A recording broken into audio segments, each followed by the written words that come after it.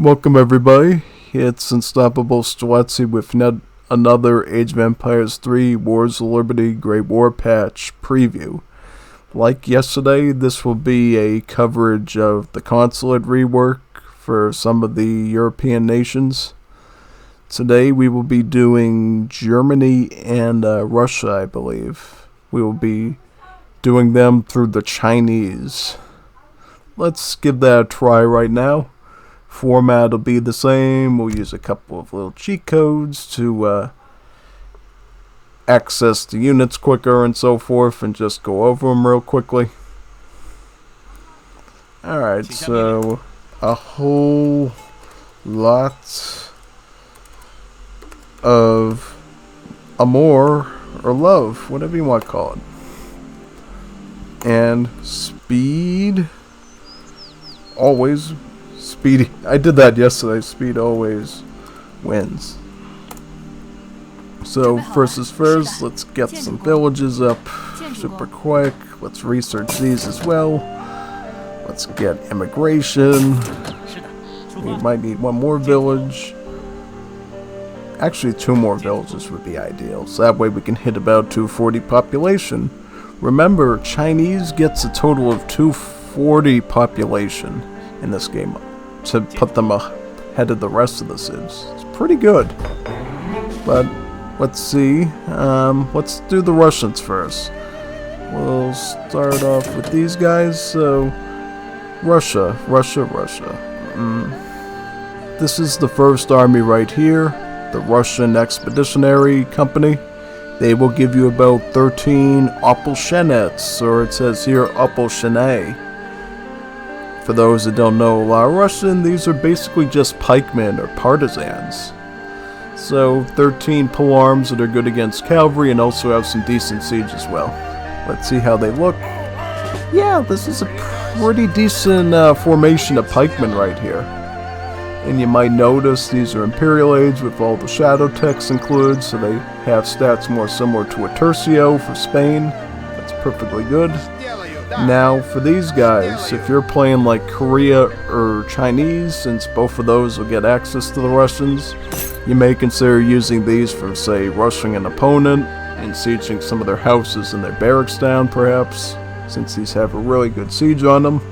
And they'll be great at killing hand cavalry as well. Something to definitely consider when you're building up your army. Now, the next army we have here, the Russian Expeditionary Force. Now, this includes the same number of Falconets as the first army does, about 13, but it also includes 10 Sibiraki. For those that don't know what that is, these are basically just Plastunis. Basically a weaker, trashier form of foot assault unit.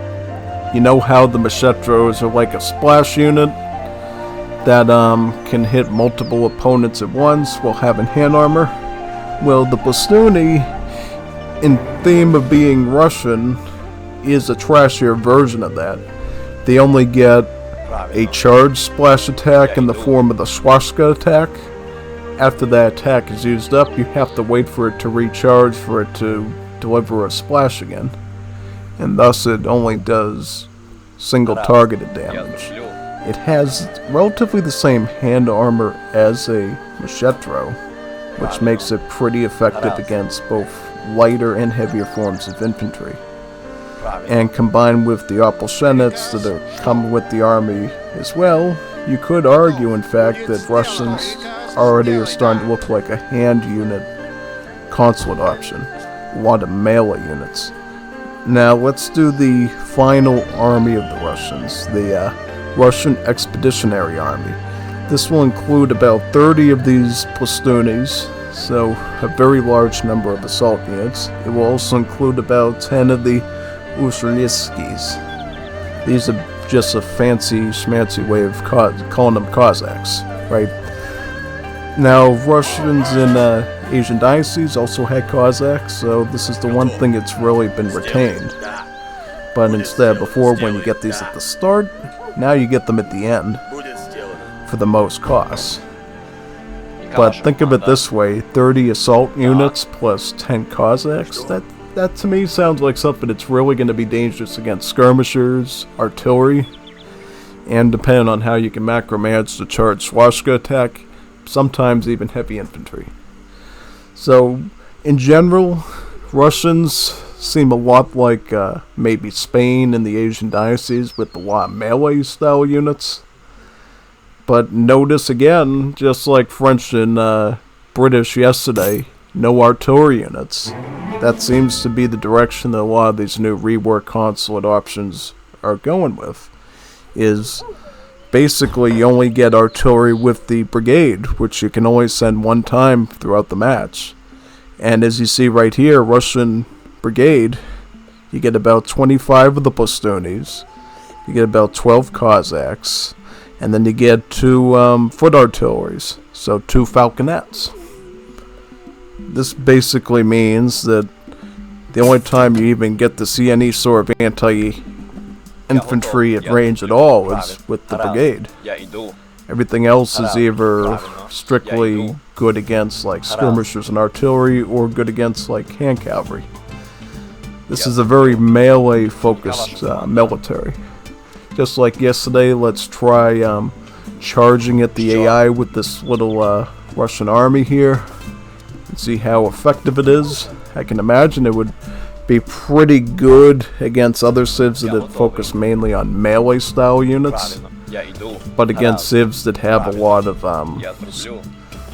units that can kite them, like dragoons especially, because what I see in general with this is civs that can get a lot of dragoons onto the field, in particular ones like the Texas Ranger and stuff.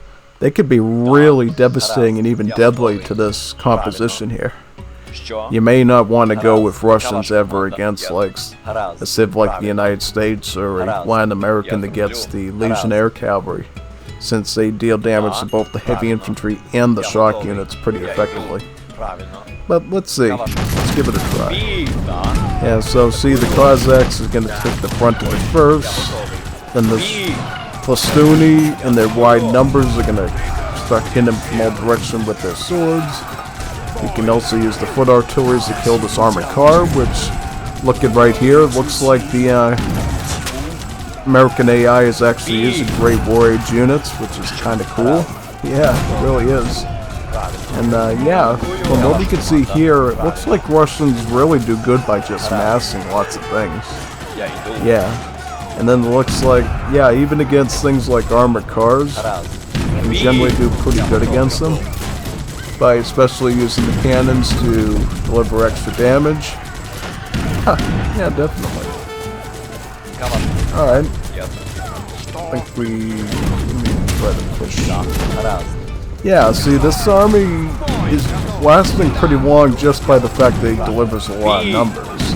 We had a lot of Plastuny before, and it looks like they're all but dead. And I think once you lose the Plastuny, then you start to lose a lot of steam power with this setup.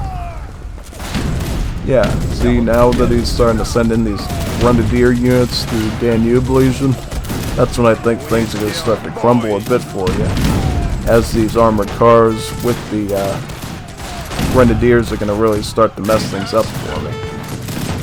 Alright, so it looks like, yeah, that was a pretty good... Ooh, wait a second, wait, oh, come on, man. It's alright, it's alright. You know what? You know what?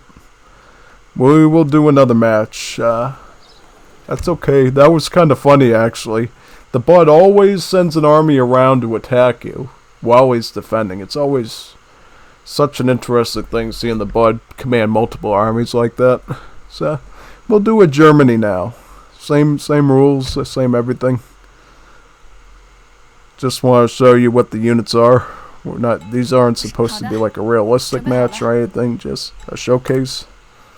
A whole lot of love for the AI's OPness.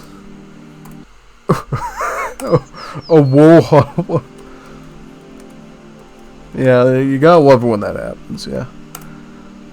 Speed always wins, especially the AI's speed towards your town center.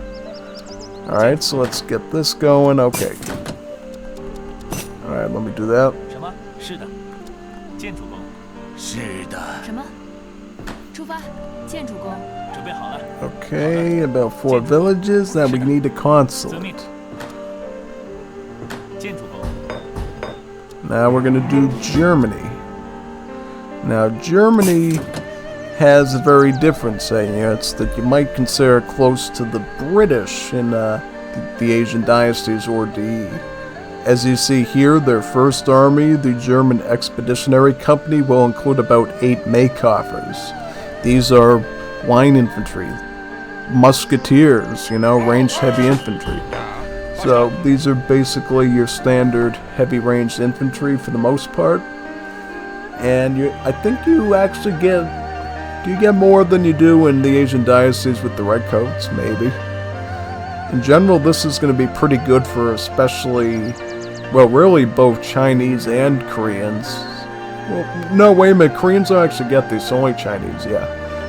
Yeah, China doesn't get any sort of like ranged heavy infantry except maybe the Kanzu Brave, which you only get from the home city 3 times, so this is going to be like a really good staple unit for you going as Germany, I think. Because it's going to be able to deal with a lot of the shock units they're normally weak against, with the very weak Tigerman and the Boxer. Now, the larger force, the German Expeditionary Force, includes about 8 Maykoffers, as well as 4 Totenkopf Hussars. Starting to sound British, eh? Right? You got the Royal Guard Hussar here, the Totenkopf, and the Line Infantry. So we're already starting to see more of a British-style army here. The Hussars are clearly going to be great against skirmishers and artillery. The Line Infantry are going to be better against, not only against shock units, but also taking on other ranged heavy infantry as well, if they can outnumber them. An upgrade from there, we got the German Expeditionary Army. So, it includes about 10 Totenkopf Hussars and about 4 Garde du Corps. These are Cuirassiers. These are assault units with a lot of splash. And it looks like the bot's already here, so let's attack them, shall we? And very quickly, let's go after the last one, the German Brigade. About 11 Hussars, 8 Cuirassiers, and 2 steel guns. Remember, only brigades now for the reworked options will give you an artillery piece.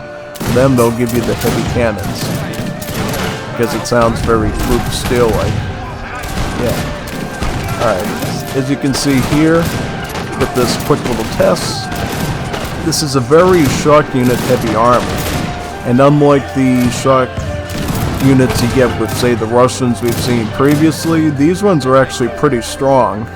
These Hussars have a lot of HP and can deal a lot of damage. And then of course you get the Cuirassier as an assault unit which has about 2 splash in every hand attack. And even, well, about the same damage as a Plastuny, if not slightly better. So I think in general for this, consider the Germans as a much more upgraded army than the Russians, but generally sort of the same, with like 1 anti-cavalry unit, and 1 scout unit, as well as 1 assault unit. Only that theirs are going to be a lot more elite, and a lot tougher. And even their artillery is better too, because honestly I'd rather have 2 of these steel guns than 2 foot artilleries any day of the week. It's going to be a lot better. Yeah, see it right here? Look at this. Total annihilation right here. Yeah. Yep. No kidding, look at that. They just pushed away right. Even this army of maneuver units, the rifle riders, totally destroyed. Yep. Very good, actually. Very good. Big difference from last game, right? Big time. Oh yeah, absolutely.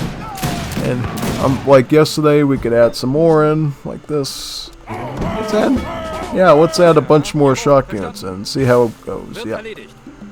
Yeah, brutal, absolutely brutal.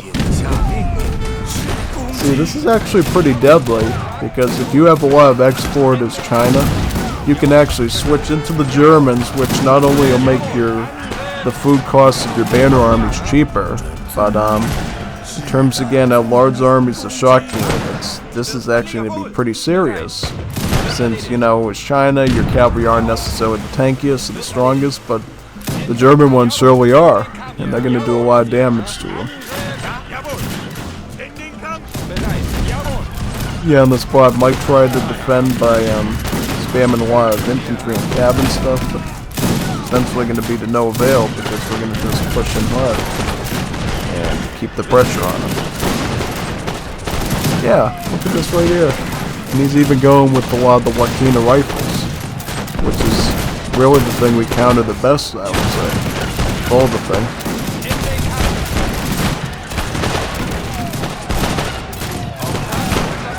Yeah, and then you can push these ones forward. Yeah, it's actually really good. Very good, actually. Very good indeed. Yep, very good. Very, very, very good. Alright, now we're starting to lose some numbers, but I wonder if we'll make it through. We could add some more make coffers in, maybe. Yeah, a couple more of these. Does that finish him off? Still sending outlaws from the home city, it looks like. Oh, yep, we destroyed him. Very good. Alright, let's move this forward. Okay, good, good, good. Very good. Alright.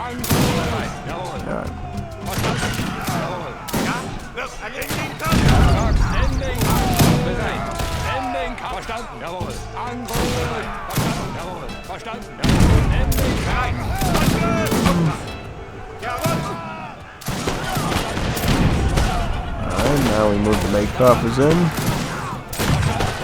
Now we will attack the rifles next. See, this has actually been a pretty effective army, I would say, because compared to the last match, keep in mind how expensive axe riders, rifle riders are. This lasted pretty long, I would say, in general, compared to, like, if we tried to do this with the Russians, for instance. So yeah, this has been a pretty good showcasing, I think, and I think now we can kind of... Well, once I lose the steel guns, I think I'm going to resign out, I think.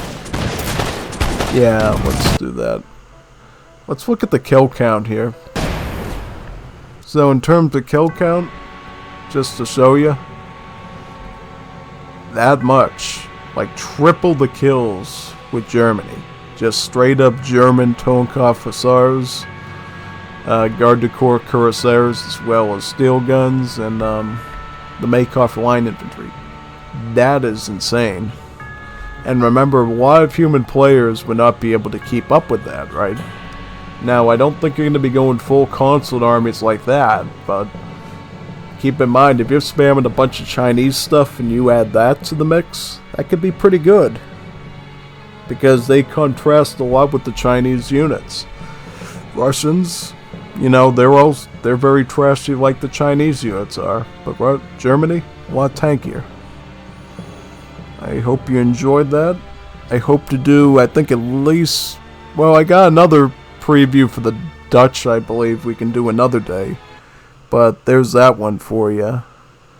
See you next time. Signing off now with this preview. Hope you're enjoying them all. Bye-bye.